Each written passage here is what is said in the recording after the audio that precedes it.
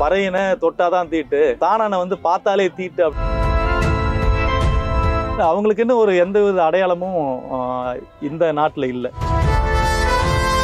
பனை சார்ந்த மக்கள் அடையாளம் இருந்து போயிருக்காங்க, அவங்கள அடையாளப்படுத்தணும். ஆனால் எதுவுமே வந்து எடுபடல. இவங்களுடைய குரல் வந்து சட்டசபையிலையோ இல்லை அரசாங்கத்துடைய காதுக்கோ வந்து விழவே இல்லை. திருவண்ணாமலை மாவட்டத்தில் கலெக்டர் எஸ்பி எல்லாம் என்ன சொல்றாங்கன்னா, நீ 17 கூட இறக்கக்கூடாது அப்படி சொல்றாங்க.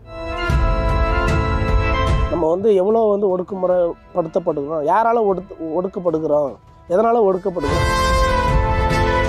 இங்கே ஒருத்தர் இருக்கான் ராபின்னு சொல்லிட்டு, அவனை வந்து வருஷம் வருஷம் பொய் வழக்கு போடுவாங்க. தொடர்ந்து 7 வருடம் வந்து அவன் மேலே பொய் வழக்கு போட்டு அவனை சிறைக்கு தள்ளி. இப்போ இங்கே இருக்கிற சூழல் என்னன்னா, இப்போ பணியாளர்களுடைய வாழ்வில் எந்த அளவுக்கு நசுக்கி எந்த அளவுக்கு நலிஞ்சு போய் ஒரு சூழலை வச்சுருக்காங்க.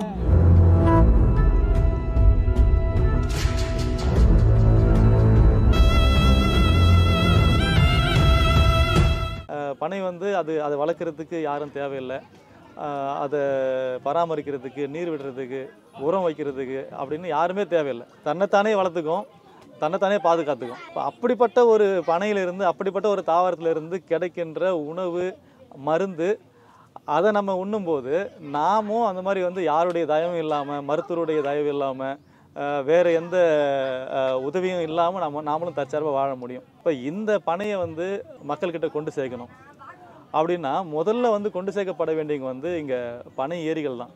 பனை ஏரிகள் யாருன்னா, பனையை சார்ந்து மட்டுமே வாழ்வியலை கொண்ட ஒரு இன மக்கள். அவங்க வந்து கடந்த கிட்டத்தட்ட ஒரு அரை நூற்றாண்டு காலமாக இந்த தொழிலை விட்டு முற்றுமாவே வந்து அவங்க கடந்து போயிட்டாங்க. கிட்டத்தட்ட வந்து தமிழ்நாட்டில் மட்டும் 10 லட்சம் பனை தொழிலாளர்கள் இந்த தொழிலை விட்டு வெளியே இருக்காங்க.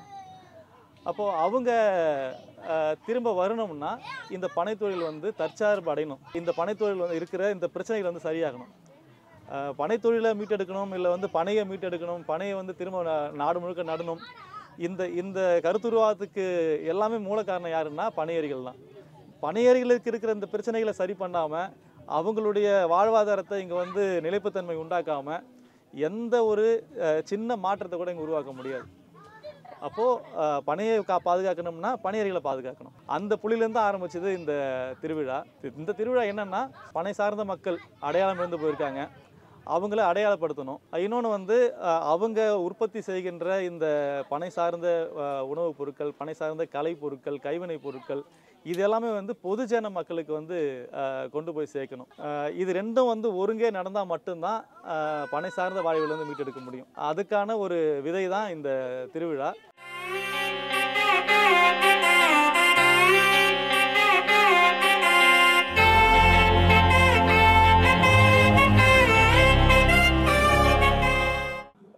அனைவருக்கும் வணக்கம். என்னுடைய பேர் வந்து சதீஷ்குமார்.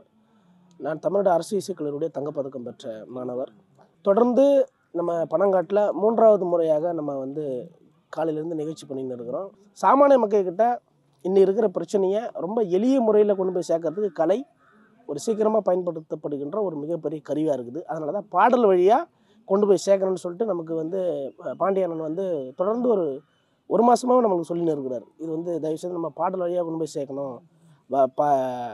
இதில் இருக்கிற அடக்குமுறைகள், நம்ம வந்து எவ்வளோ வந்து ஒடுக்குமுறைப்படுத்தப்படுகிறோம், யாரால ஒடுக்கப்படுகிறோம், எதனால் ஒடுக்கப்படுகிறோம், நம்ம ஏன் ஒன்று சேரல, ஏன் ஒன்று சேர நம்மளுக்கு எது தடுக்குது, எந்த பயம் வந்து நம்மளுக்கு ஒன்று சேர விடாமல் பண்ணுது அப்படின்றது ஒரு விரிவான பாடல் வந்து அவர் வந்து கேட்டிருக்கிறாரு. அதை ஒட்டுமொத்தமாக பாட முடியுமா அப்படின்றது எங்களுக்கு என்ன நேரம் கிடைக்குதுன்றது தான் அதை பொறுத்து தான் நம்மளை அதை பார்க்க முடியும். அது இன்னைக்கு நிகழ்ச்சியில் வந்து கட்டாயம் ஒரு பதிலாக இருக்குன்றதை நான் சொல்லிக்க விரும்புகிறேன்.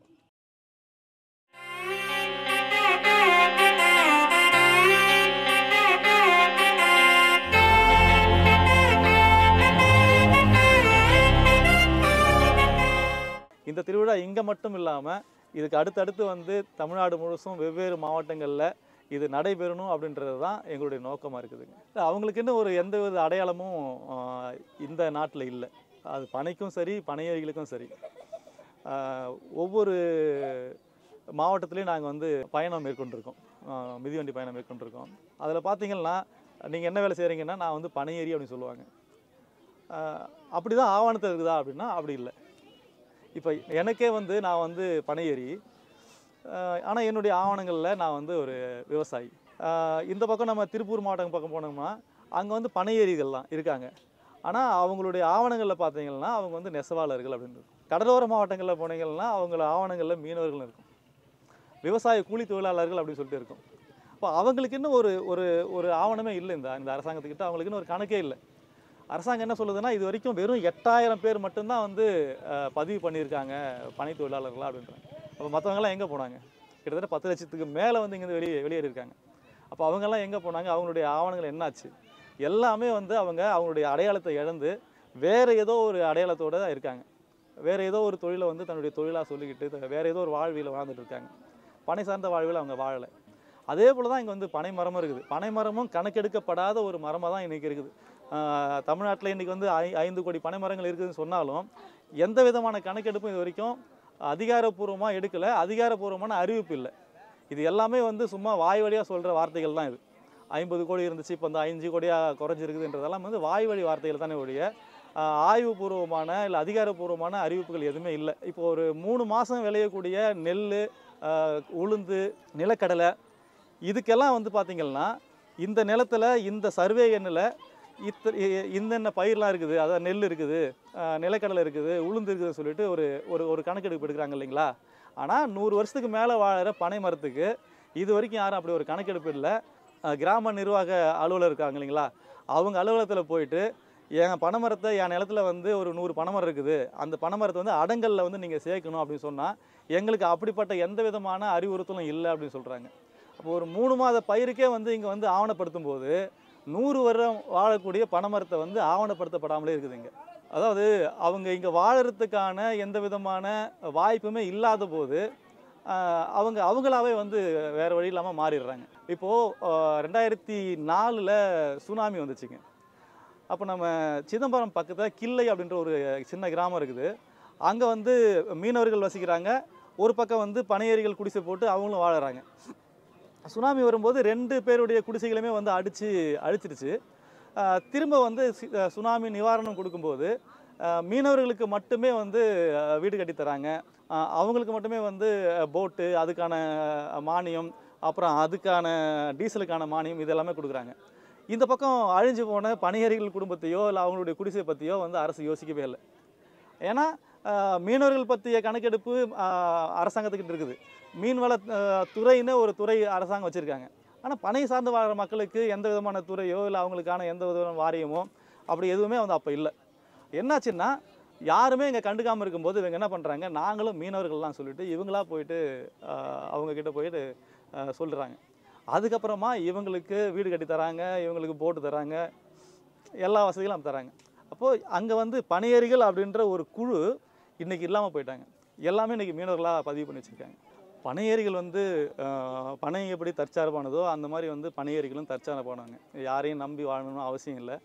என்னைக்கு வந்து தமிழகத்தில் கல்லுக்கு தடை விதித்தாங்களோ அதிலிருந்து தான் பனையேரிகளுடைய பிரச்சனைகள் வந்து ஆரம்பிக்குது. அன்னையிலிருந்து தான் வந்து அவங்களுடைய உரிமைகள் மறுக்கப்படுது, அவங்களுடைய அடையாளங்கள் அழிக்கப்படுது. இன்னைய வரைக்கும் கிட்டத்தட்ட 87 ஆண்டுகளாக, அதாவது ஆங்கிலேய ஆட்சி காலத்தில் போடப்பட்ட தடை இன்னை வரைக்கும் நீடிச்சுட்டே இருக்குது. அந்த தடையிலிருந்து இது வரைக்கும் விலக்கும் அளிக்கலை. அந்த தடைக்கு வந்து இது வரைக்கும் வந்து ஒரு சட்ட திருத்தம் கூட கொண்டு வரல. அப்போது அந்த தடைக்கு அப்புறம் தான் வந்து இவங்களுடைய அடையாளங்கள் அளிக்கப்படுது. இவங்க வந்து குடிபெயர்றாங்க, வேறு மாநிலங்களுக்கு, வேறு நாடுகளுக்கு, வேறு மாவட்டங்களுக்கு வந்து குடிபெயர்ந்து அங்கே போய் அவங்களுக்கு சம்மந்தமே இல்லாமல் வேறு தொழில்களை செய்கிறாங்க. இன்றைக்கும் வந்து அவங்களுக்கு சம்மந்தமில்லாத தொழில்களை செஞ்சுட்டு உள்ளுக்குள்ளே வந்து நொந்துட்டு என்னுடைய தொழிலை செய்ய முடியல சொல்லிட்டு நொந்துட்டு இருக்கிற நிறைய பேர்கள் நம்ம பார்த்துட்டு இருக்கோம். நம்ம 87 ஆண்டுகள் ஆகுது கல் தடை போட்டு. அதுக்கப்புறமா தொடர்ந்து வந்து போராடி தான் இருக்காங்க. நிறைய ஊர்களில், நிறைய மாவட்டங்களில் வந்து போராட்டம் பண்ணியிருக்காங்க. இப்போ நம்ம ஊர்லேயே வந்து தொடர்ந்து எனக்கு முன்னாடி இல்லை அதுக்கு முன்னாடி தொடர்ந்து போராட்டம் பண்ணிட்டு தான் இருக்காங்க. தென் மாவட்டங்களெல்லாம் 15,000 பேரை கூட்டு, 20,000 பேரை கூட்டியெல்லாம் வந்து போராட்டம் பண்ணியிருக்காங்க. ஆனால் எதுவுமே வந்து எடுபடல. இவங்களுடைய குரல் வந்து சட்டசபையிலையோ இல்லை அரசாங்கத்துடைய காதுக்கோ வந்து விழவே இல்லை. அதனால் இன்னை வரைக்கும் வந்து அந்த போராட்டம் காது கொடுத்து கேட்கப்படாமல் தான் இருக்குது இன்னை வரைக்குமே. நல்லசாமியை வந்து ரொம்ப தெளிவாக சொல்லுவார், கல் அது வந்து போதைப் பொருள் இல்லை, அது வந்து உணவுப் பொருள். அது அதாவது உணவுப் பொருள், போதைப் பொருள், மது 3ஆக பிரிக்கலாம். இப்போது போதை அப்படின்றது வந்து ஹெராயின், கொக்கைன் அந்த மாதிரி பொருட்கள் தான் போதைப் பொருள். மது அப்படின்றது பிராந்தி, விஸ்கி, ரம்மு, அப்புறம் ஒயின், பீரு, இதெல்லாம் வந்து மது. இதை வந்து நம்ம யாரும் வந்து போதைப் பொருள் சொல்ல மாட்டாங்க. அது மது பொருட்கள். கல் அப்படின்றது வந்து உணவு. எப்படி புளிச்ச கூழ், புளிச்ச மோர், புளிச்ச தயிர், இந்த மாதிரி வந்து இருக்கு இல்லைங்களா, அதுலேயும் வந்து ஆல்கஹால் இருக்குது. அந்த மாதிரி வந்து அந்த மோர் கூடவும் கூழ் கூடவும் சேர்க்கப்பட வேண்டிய ஒரு பானம் தான் கல். அப்படிப்பட்ட உணவை நம்முடைய உணவின் ஒரு அங்கமாக இருந்ததை, உணவோடு சேர்த்து நம்ம உண்டதை, இன்றைக்கி அதை வந்து போதைப் பொருள்னு பொய்யா சித்தரித்து அதை மக்கள்கிட்டேருந்து விலக்கியிருக்காங்க. இது ஆண்கள், பெண்கள், குழந்தைகள், பெரியவங்கன்ற எல்லாமே வந்து இதை பருகியிருக்காங்க. ஆனால் இன்றைக்கி வந்து அது வந்து ஒதுக்கப்பட்ட ஒரு பானமா, அது வந்து ஒரு மதுவா, இல்லை போதைப் பொருளாக சித்தரித்து அதை மக்கள்கிட்டேருந்து விலக்கியிருக்காங்க.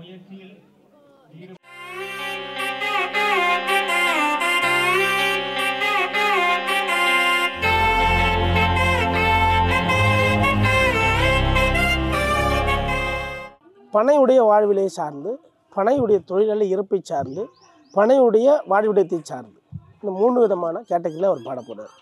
கூட வந்து பக்கவாதியங்களை நம்ம கலைஞர்கள் வாசிக்க போகிறாங்க. இப்போ அண்ணன் சொன்ன மாதிரி ஒரு பனை ஏறி ஒரு பனை மரத்தில் ஏறுறாரு அப்படின்னா அந்த பானையில் இருக்கிற கல் இறங்குறது தான் ஏறுறாரு அவர். ஆனால் அந்த பானையை யாரை கீழே இருந்து உண்டிகோல் வச்சு உடச்சிட்டாங்க. அது யாராவனா இருக்கலாம், இந்த ஊரை சார்ந்தவங்களாக இருக்கலாம், சமூக விரோதியாக இருக்கலாம், இல்லை எக்ஸட்ரா வேறு யாராவது ஒருத்தராக இருக்கலாம். அப்படி அந்த பனை ஏறுற ஒரு நபர் தன்னுடைய வயிறு எரியும் போது, தன்னுடைய உழைப்பு வீணாகும் போது, அந்த பானை கிடைக்கலன்ற விரக்தியில் பாடுறாருல்ல, அதான் அந்த பாட்டு. என் பேர் ஆறுமுகம். நம்ம சொந்த ஊர் ஓங்கூர். நான் ஒரு 20 வருஷமாக பாடிங்க. எங்களுக்கு பிடிச்ச ஒரு சோகமான, அதிகமாக சோகமாக அது ஒருத்தவங்க அழுகுற மாரி பாடுவோம்.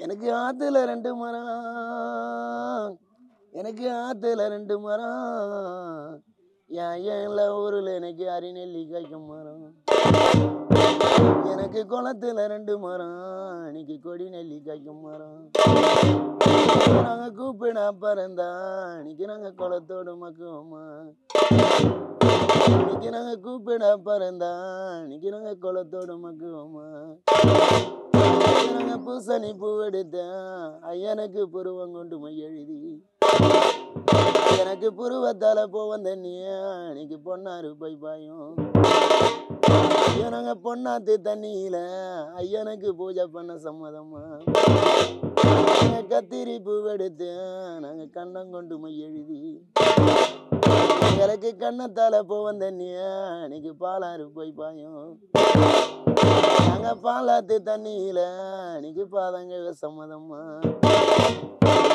தனி மலர் கூட்டத்திலே நாங்க தனி மரமானேமே, தனி மலர் கூட்டத்திலே பனைமரம் வரம் தனி மரமானேமே, இங்கே 1000 பாடட்டமே இந்த ஆனந்த வீதியிலே, மலராடிடம் சோலையிலே, நீங்க போகின்ற பாதையிலே, நீங்க போகின்ற பாதையிலே, பனைமரம் வரும் ஒரு பூ மரமானேமே, மலராடிடம் சோலையிலே, நீங்க போகின்ற பாதையிலே, 1000 பாடட்டமே இந்த ஆனந்த வீதியிலே, நீங்க போகின்ற பாதையிலே, ஒரு வயிற்றுக்கு நாங்கள் ஜான் வயிற்றுக்கு பூ மரமானமே, மலராடிடும் சோலையிலே, நீங்க போகின்ற பாதையிலே, பனைமரம் வரும் போகின்ற பாதையிலே, பனைமரம் வரும் போகின்ற பாதையிலே.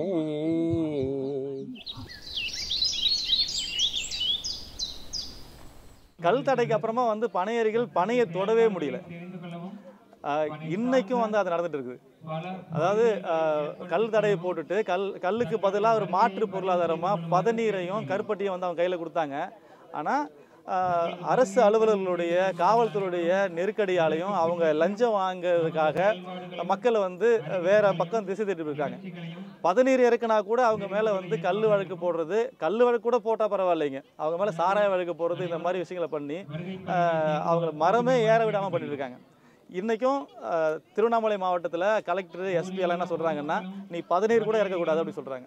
அதுதான் பதநீர் வந்து ஒரு சதவீதம் கூட ஆல்கஹால் இல்லாத ஒரு பானம் அது. அதை இறக்கிறதுக்கு கூட அவங்க அனுமதிக்காத ஒரு சூழல் தான் வந்து திருவண்ணாமலையில் இருக்குது. இன்றைக்கும் அங்கே போராடிட்டு இருக்காங்க. இங்கே ஒருத்தர் இருக்கான் ராபின்னு சொல்லிட்டு, அவனை வந்து வருஷம் பொய் வழக்கு போடுவாங்க.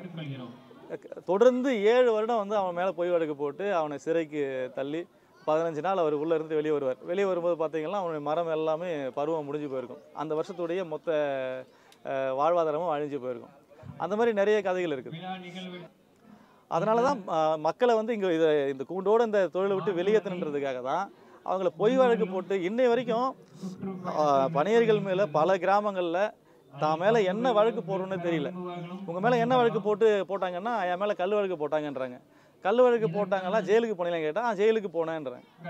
அப்போ கல் வழக்கு போட்டால் ஜெயிலுக்கெல்லாம் போக முடியாது அப்படின்னு சொன்னால் இல்லைங்க கல் வழக்கு தான் போடுறாங்க அப்படின்னு சொன்னாங்க. அப்போ அவங்க மேலே என்ன வழக்கு போடுறன்றதே அவங்களுக்கு தெரியல. அவங்களுக்கு அந்த சூழலில் தான் இருக்காங்க பணியர்கள். தென் தமிழகத்தில் பார்த்தீங்கன்னா அதெல்லாம் இல்லைங்க. அங்கே வந்து பெரும்பாலும் வந்து கல் இறக்கிறத விட்டுட்டாங்க. ஏதோ ஒரு சிலர் எங்கேயோ அங்கொன்று இங்கொன்றுமா தான் இறக்கிட்டு இருக்காங்க ஒழிய பெரும்பான்மையாக கல் இறக்கிறத வந்து தென் தமிழகத்தில் விட்டுட்டாங்க. அவங்க எல்லாருமே பதநீருக்கு கருப்பட்டிக்கு மாறி போயிட்டாங்க. வட தமிழகத்தில் தான் வந்து கல் இறக்கிறது, கல் இறக்கி விற்பனை செய்கிறது தான் தொடர்ந்து இங்கே நடத்திட்டு இருக்காங்க. இங்கே தான் வந்து அதிகமான பொய் வழக்குகள் வந்து போடப்படுது. இந்த ஆண்டுகள் கூட நிறைய பொய் வழக்குகள் வந்து போட்டிருக்காங்க. தீண்டாமை அப்படின்னா இருந்துச்சு. அதாவது பணியேறும் தொழிலாளர்களை வந்து பார்க்கக்கூட தகுதியற்றவளாக வந்து இங்கே வந்து பார்த்துருக்காங்க. வெளிப்படையாக சொல்லணும்னா வந்து பறையினை தொட்டாதான் தீட்டு, சாணனை வந்து பார்த்தாலே தீட்டு அப்படின்ற முறை வந்து ஆரிய வருகைக்கு அப்புறமா வந்து இருந்த விஷயங்கள். ஆனால் அதுக்கு முன்னாடி எல்லாம் சமமாக சரிநிகராக மரியாதையோடு இருந்தாங்க. அது வேற. அது இவங்க வந்ததுக்கு அப்புறமா இந்த மாதிரி வந்து பிரிவினைகளை உருவாக்கி இவங்களை பார்த்தாலே வந்து தீட்டு அப்படின்ற மாதிரி ஆக்குனாங்க. அதுக்கப்புறமா தான் இவங்களுடைய பொருட்கள் ஒவ்வொன்றத்தையும் வந்து தீட்டாக்குனாங்க. அதாவது யார் ஒருத்தவன் தற்சார்பாக இருக்கானோ, யார் ஒருத்தவன் அதிகார வர்க்கத்துடைய பேச்சை கேட்காம அவங்களுக்கு அடங்கி போகாமல் இருக்கானோ அவனை வந்து தீட்டானவனா, அவனை வந்து தாழ்த்தப்பட்டவனா வந்து ஆக்கிற மனநிலை தான் வந்து இந்த அதிகார மட்டத்துக்கு இருக்குது தொடர்ந்து. அப்படி தான் வந்து பணியேறிகளை தாழ்த்தப்பட்டவர்களாகவும் ஒடுக்கப்பட்டவர்களாகவும் அவங்கள மாற்றி அவங்க உற்பத்தி செய்கிற உற்பத்தி பொருளையும் வந்து தீட்டாக வந்து மாற்றின போக்கெல்லாம் இருக்குங்க. பெருதெய்வ கோயில் இருக்கு இல்லைங்களா, சிவன் கோயில், பெருமாள் கோயில், இந்த மாதிரி ஆரிய ஆதிக்கம் உள்ள கோயில்களில் கருப்பட்டியோ இல்லை பனை சார்ந்த உணவுகளோ அங்கே படைக்கப்படுறதில்லை, படைக்கிறதுக்கு அனுமதிக்கிறதும் இல்லை. மக்கள் வந்து மக்களாக வந்து வாழ விடணும். இங்கே நிறுவனம் சார்ந்த ஒரு வாழ்வியல் முறை தான் வந்து எல்லாருமே வந்து அடக்கி ஆண்டுட்டு இருக்குதுங்க. அது விவசாயமாகட்டும், இல்லை பனை தொழிலாகட்டும், இல்லை வேறு எந்த தொழிலாக இருந்தாலும் அவர்களாகவே வாழ விட்டுட்டா இங்கே எந்த பிரச்சனையும் இல்லை. அதை விட்டுட்டு வந்து அரசை நம்பி தான் மக்கள் வாழணும், இல்லை ஒரு நிறுவனத்தை நம்பி தான் மக்கள் வாழணும் அப்படின்ற ஒரு இந்த பன்னாட்டு வர்த்தக மைய இந்த வாழ்வியலில் சிக்குண்டோட்டோம்னா இதுக்கு தீர்வே கிடையாது. அவங்கவங்க வந்து அவங்களுடைய வாழ்க்கையை தற்சார்போடு வாழணும். இதுக்கான தீர்வு வந்து கொண்டு வரும்போது தான் இந்த எல்லாத்துக்குமான தீர்வு வந்து கிடைக்குங்க. இப்போ இங்கே இருக்கிற சூழல் என்னென்னா, இப்போ பணியாளர்களுடைய வாழ்வில் எந்த அளவுக்கு நசுக்கி எந்த அளவுக்கு ஒரு நலிஞ்சு போய் ஒரு சூழலை வச்சுருக்காங்க அப்படிங்கிற விஷயத்த மக்களுக்கு வெளிப்படுத்தணுன்ற விஷயமாகவும், எங்கள் வழிகளை தாண்டி நாங்கள் ஒரு கொண்டாட்டமாக இருக்கணும் அப்படின்றதுக்காகவும் இந்த மாவுலியை நாங்கள் இந்த பனைக்கனவு திருவிழாவை நாங்கள் முன்னெடுத்து இருக்கோம். அதில் இதுவும் பனையிலேருந்து வர்ற ஒரு விஷயம், ஒரு மகிழ்ச்சியான ஒரு விளையாட்டுன்றதுனால இதை நாங்கள் வருடம் நடத்திட்டு வரோம். இப்போ நம்ம வந்து பெண் மரத்தை மட்டுமே பார்ப்போம். பெண் மரத்தில் நமக்கு நுங்கு, பதனி, பனைப்பழம் இந்த மாதிரி நிறைய கிடைக்குது. ஆண் மரத்தில் என்ன பயன் இருக்குது, அதால் எந்த பயனுமே இல்லை அப்படின்றாங்க. எல்லா பூவுக்கும் சரி, எல்லா விஷயத்துக்குமே ஆணுக்குன்னு சில பண்பு இருக்குது. ஆண் இல்லைன்னா பெண் மகரந்த சேர்க்கையே நடக்காது, அது அடுத்தடுத்த நாள் படிநிலைக்கு ஓடிடும். அப்படின்னு சொல்ல ஆண் மரத்து பூவை எடுத்து காய வச்சு அதை முதல்ல ஒரு குழி தோண்டி எரிச்சிடுவோம். எரித்து கறியாகிற சமயத்தில் மண் போட்டு கொட்டிடுவோம். அது அந்த கங்கு அப்படி ஆறுனதுக்கப்புறம் அந்த கறி எடுத்து உரலில் இடித்து அந்த மாவை நல்லா சலித்து எடுத்து அதுக்கப்புறம் அதை ஒரு துணியில் வச்சு கட்டி அதுக்கப்புறம் மட்டையை நல்லா இந்த இளம் பனையில் மட்டும்தான் அந்த மட்டையை எடுத்து தான் செய்வாங்க. அந்த மட்டையை எடுத்து வெட்டி அதை நாளாக பிளந்து அதை இந்த மாதிரி வச்சு கட்டி நம்ம மாவுலியை தயார் பண்ணுறோம். ஏன் வந்து பனை ஓலையில் இல்லை வந்து பனை பூவில் வந்து அதை பயன்படுத்தினாங்கன்னா பனம்பூ வந்து தொங்கிக்கிட்டு இருக்க மரத்தில் இருந்து அப்போ என்ன தான் மழை பெஞ்சாலும் அடுத்த ஒரு மணி நேரத்தில் மழை நின்ன உடனே அதில் இருக்க தண்ணி முழுக்க சொட்டு சொட்டாக கீழே விழுந்துடும். அது உடனே வந்து உலரக்கூடிய ஒரு பொருளாக இருக்கிறதால அதை பயன்படுத்தியிருக்காங்க. சொக்கப்பண்ணை கொளுத்தும் போது வந்து பனை ஓலையில் தான் கொளுத்திருக்காங்க. ஏன்னா பனை ஓலை வந்து என்னதான் மழை பெஞ்சாலும் கொஞ்சம் நின்ன உடனே அது வந்து உடனே காஞ்சிரும். அப்போ தீப்பற்றக்கூடிய எளிதாக இருக்கிற ஓலைகளையும் உடனே காயக்கூடிய ஆண் பூவையும் வந்து இந்த சொக்கப்பண்ணைக்கும் இந்த கார்த்திக்கும் பயன்படுத்தியிருக்காங்க. அப்போ நமக்கு ரொம்ப தெளிவாக தெரியுது கார்காலங்களில் குளிர்காலங்களில் இந்த நிகழ்வை பண்ணியிருக்காங்க அப்படின்னு சொன்னால் அது வந்து நம்மளை வெப்பப்படுத்துறதுக்காகவும் நாம் வந்து குளிர்லேருந்து நம்மளை மீட்டுக்கிறதுக்காகவும் தான் வந்து இதை செஞ்சுருக்காங்கன்றது ரொம்ப தெளிவாக வந்து விளங்குது. இங்கே வர்ற எல்லாருமே இந்த விஷயங்களை மகிழ்ந்து அனுபவிக்கணும் அப்படின்ற சூழலுக்காக தான் நாங்கள் கொண்டு சுற்றணும். அதனால் வர்ற எல்லாருமே இதை சுற்றணும் அப்படின்றதுனால நாங்கள் 1000 மாவுளின்றதை திட்டம்